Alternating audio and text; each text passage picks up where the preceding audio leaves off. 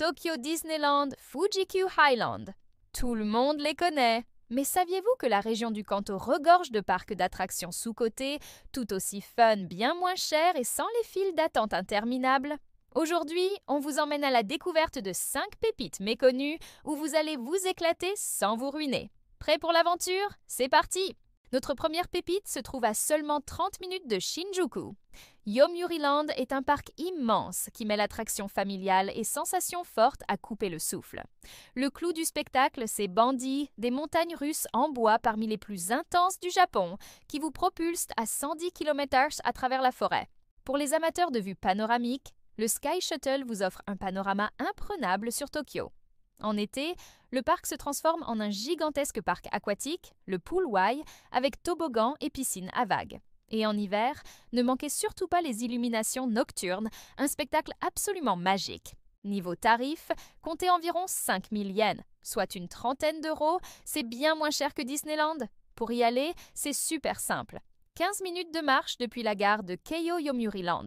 Un petit conseil gourmand, faites une pause au restaurant Jungle, qui offre une vue spectaculaire sur les montagnes russes. Yomiuri-Land, c'est vraiment l'adrénaline à 2 pas de Tokyo. On change complètement d'ambiance pour notre deuxième arrêt. Si vous êtes fan de Hello Kitty et de l'univers kawaii, alors bienvenue au paradis, Sanrio Puroland. Ce parc entièrement couvert est dédié aux personnages de Sanrio comme My Melody, Cinnamoroll et bien sûr, la star Hello Kitty. Préparez-vous à assister à des spectacles musicaux ultra mignons. Certes, c'est en japonais, mais la magie opère instantanément. Les manèges sont doux et colorés, parfaits pour les enfants et les grands-enfants nostalgiques. Et le meilleur pour la fin, la nourriture. Des gâteaux, des currys, des boissons, tout est en forme de personnage Sanrio. C'est adorable et absolument parfait pour votre feed Instagram. Pour le budget, c'est environ 3800 yens, soit 23 euros. Le parc est à 5 minutes à pied de la gare de Tama Center sur la ligne Oda-Q. Petite astuce, réservez absolument vos billets en ligne pour éviter de faire la queue à l'entrée. Sanrio Puroland, c'est le rêve rose pour tous les fans de kawaii. Pour notre troisième parc, direction Saitama avec le Tobu Park, un lieu incroyable qui combine un immense zoo et un parc d'attractions. C'est la sortie parfaite pour une journée riche en fun et en nature. Côté animaux, vous pourrez admirer des pandas géants, des lions, des girafes et même traverser une volière géante où les oiseaux volent librement autour de vous. Côté manège, il y en a pour tous les goûts. Des montagnes russes familiales, une grande roue avec une vue superbe et un petit train qui vous emmène en safari. Le parc propose aussi des événements saisonniers, comme des illuminations en hiver et un festival de fleurs au printemps. Le tarif est vraiment abordable, environ 2800 yens, soit 17 euros. Le parc est à 10 minutes de marche de la gare de Tobu Dobutsu Koen. Notre vrai coup de cœur, c'est le safari de nuit organisé en été. Observer les animaux à la tombée de la nuit, c'est une expérience vraiment unique. Le Tobu Zoo Park, c'est le lieu parfait où la nature rencontre l'aventure. On continue notre tour d'horizon avec un parc au concept original, Mother Farm, dans la préfecture de Chiba.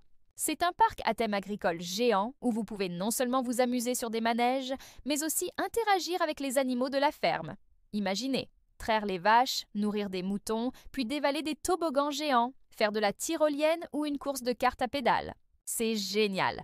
Le parc propose aussi des activités interactives comme la récolte de légumes ou des ateliers pour fabriquer son propre fromage. Et cerise sur le gâteau, Mother Farm est perché sur une colline et offre une vue imprenable sur l'océan Pacifique. Le prix est dérisoire, seulement 1500 yens, soit environ 9 euros. Pour vous y rendre depuis Tokyo, comptez 1h30 et prenez un bus depuis la gare de Kimitsu. Ne partez pas sans avoir goûté la glace artisanale et le lait frais de la ferme, un vrai délice. Mother Farm, c'est le parc idéal pour s'amuser tout en apprenant. Pour notre 5e et dernière pépite, on triche un tout petit peu. Techniquement, Nagashima Spaland est dans la préfecture de Mie, mais c'est si facile d'accès depuis le Kanto, à seulement 2 heures en Shinkansen, qu'on ne pouvait pas l'ignorer. C'est l'un des plus grands parcs du Japon et un vrai paradis pour les amateurs de sensations fortes. On y trouve le Steel Dragon 2000, les 2e plus longues montagnes russes du monde, une machine infernale qui vous garantit une bonne dose d'adrénaline. Le parc dispose aussi d'un immense parc aquatique avec des piscines à vagues et des toboggans vertigineux. Et pour la touche détente, il y a un complexe de onsen, des sources chaudes japonaises, pour se relaxer après une journée intense. Le pass journée coûte environ 6000 yens, soit 36 euros. Et il existe des passes 2 jours. L'accès se fait en 30 minutes de bus depuis la gare de Kuwana. Notre conseil, privilégiez un jour de semaine pour éviter la foule et profiter à fond. Nagashima Spaland, c'est un peu le Disneyland japonais, mais sans la foule. Alors, lequel de ces parcs secrets du Kanto vous tente le plus? Yomiuriland pour les frissons, Sanrio Puroland pour une dose de kawaii, le Tobuzu Park pour l'aventure animale, Mother Farm pour une journée à la ferme ou Nagashima Spaland pour ses montagnes russes de folie? Dites-le nous en commentaire. Et si cette vidéo vous a plu, n'oubliez pas de liker, de la partager et surtout de vous abonner pour ne manquer aucune de nos découvertes insolites au Japon. Mata Nup. Vous rêvez d'emmener votre famille dans un parc d'attractions au Japon, mais vous avez peur de vous ruiner? Entre les billets d'entrée, la nourriture, les souvenirs et les transports, il est vrai que ça peut vite coûter cher. Mais pas de panique. Aujourd'hui, on vous détaille tout pour optimiser votre budget sans gâcher le plaisir. Que vous alliez à Disneyland, Universal Studios ou dans un parc plus local, voici nos astuces pour profiter sans stress. Commençons par le poste de dépense le plus important, les billets d'entrée. Les prix varient énormément selon les parcs. Voici un comparatif pour une famille de 4, avec 2 adultes et 2 enfants. Pour Tokyo Disneyland ou DisneySea, comptez environ 9 400 yens, soit 58 € par adulte, et 6 200 yens, soit 38 € par enfant. Le total pour 4 personnes s'élève à environ 190 €. Petite astuce, les billets datés sont souvent moins chers en basse saison, comme en janvier ou février. Passons à Universal Studios Japan à Osaka. Là, un adulte paie environ 9 800 yens, soit 60 €, et un enfant 6 500 yens, soit 40 €. Le total pour la famille est d'environ 200 €. Si vous prévoyez d'y passer plus de temps, le pass de jour à 15 000 yens par adulte peut vous faire économiser 20%. Si vous cherchez des options plus abordables, Yomiuriland à Tokyo est une excellente alternative. L'entrée est à 5 000 yens pour un adulte, soit 30 €, et 3 000 yens pour un enfant, soit 18 €. Au total, ça revient à seulement 100 € pour la famille et c'est gratuit pour les moins de 3 ans. Pour les fans de personnages mignons, Sanrio Puroland, toujours à Tokyo, est encore plus économique. L'adulte paie 3 800 yens, soit 23 €, et l'enfant 2 500 yens, soit 15 €, pour un total familial de 67 €. Un bon plan. En réservant en ligne, vous bénéficiez de 10% de réduction. Enfin, Nagashima Spaland, dans la préfecture de Mie, propose une offre complète. Comptez 6 000 yens pour un adulte et 4 000 yens pour un enfant. Le total est d'environ 122 € et inclut l'accès au parc aquatique et aux onsen, les fameux bains chauds japonais. Se rendre dans un parc, ça a aussi un coût. Voyons comment réduire la facture.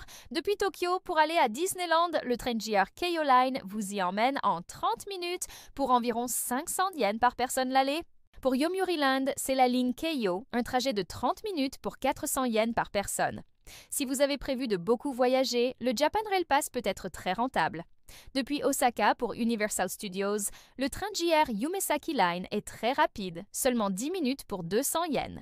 Une autre astuce pour la région du Kansai est le Kansai True Pass, qui offre des trajets illimités pendant 2 jours pour environ 2300 yens par adulte. Et la location de voiture, comptez environ 8000 yens par jour, soit 50 € plus les péages. Par exemple, un aller-retour Tokyo-Nagashima Spaland vous coûtera environ 3000 yens de péage. C'est une option à considérer si vous voyagez en groupe ou avec beaucoup de bagages. On le sait, manger dans un parc d'attractions, c'est souvent cher. Mais il y a des moyens d'économiser. Dans les parcs, un repas coûte entre 1500 et 3000 yens par personne, soit de 9 à 18 €. L'astuce, c'est de partager les portions. Les plats sont souvent très copieux au Japon, même dans les parcs. La meilleure solution pour votre portefeuille reste le pique-nique. Il est autorisé dans la plupart des parcs, à l'exception notable de Disneyland. Ou faire vos courses. Dans les konbini comme 7-Eleven ou Family Mart, vous trouverez des bentos délicieux pour 500 yens, soit 3 €. Dans les supermarchés comme Aeon, un repas complet vous coûtera environ 1000 yens. N'oubliez pas une petite glacière pour garder tout ça au frais. Et pour les boissons, une grande bouteille d'eau coûte environ 200 yens au supermarché contre 500 yens à l'intérieur du parc. Le calcul est vite fait. Achetez vos boissons avant d'entrer. Un pique-nique bien préparé peut facilement vous faire économiser 50 € sur la journée pour une famille de 4. Passons maintenant aux souvenirs et aux extras. Le piège classique qui fait exploser le budget. Une peluche Disney peut coûter jusqu'à 5 000 yens, soit 30 €, et un t-shirt Universal environ 3 500 yens. Notre conseil, fixez un budget souvenir avant de partir, par exemple 50 € pour toute la famille, et privilégiez les petits objets comme les maniers ou les porte-clés, qui font tout autant plaisir. Les extras, comme les photos officielles à 2000 yens l'unité ou les passes coupe-fil qui coûtent entre 3000 et 5000 yens par personne, peuvent aussi faire grimper la note. Pour éviter de payer ces options, arrivez tôt, dès l'ouverture du parc. Heureusement, beaucoup d'activités spéciales sont déjà incluses dans votre billet, comme les rencontres avec les personnages à Disneyland ou les magnifiques spectacles nocturnes. Alors, récapitulons le budget total pour une journée en famille de 4. Les billets d'entrée varient de 77 € pour Sanrio Puroland à 200 € pour Universal Studios. Pour les transports, comptez entre 10 et 100 € selon votre mode de déplacement. La nourriture vous coûtera entre 20 € si vous optez pour le pique-nique et jusqu'à 100 € pour des repas sur place. Enfin, pour les souvenirs et extras, un budget de 50 à 100 € est raisonnable. Au final, le budget total estimé se situe entre 150 € pour une journée super économique à Sanrio Puroland avec pique-nique et 400 € pour une journée à Universal Studios avec repas sur place et quelques souvenirs. Pour économiser, voici nos 5 astuces en or. 1. Choisissez un parc local plutôt que les géants Disney ou Universal. 2. Voyagez en basse saison. 3. Préparez un pique-nique. 4. Réservez vos billets en ligne pour profiter des réductions. Et 5. Fixez un budget souvenir et tenez-vous-y. Avec ces conseils, une journée magique en famille reste tout à fait abordable. Alors, prêt à vivre une journée inoubliable dans un parc d'attractions japonais sans vous ruiner? Dites-nous en commentaire quel parc vous tente le plus? Et n'oubliez pas de liker, partager et vous abonner pour plus de conseils. Voyage malin. Matane!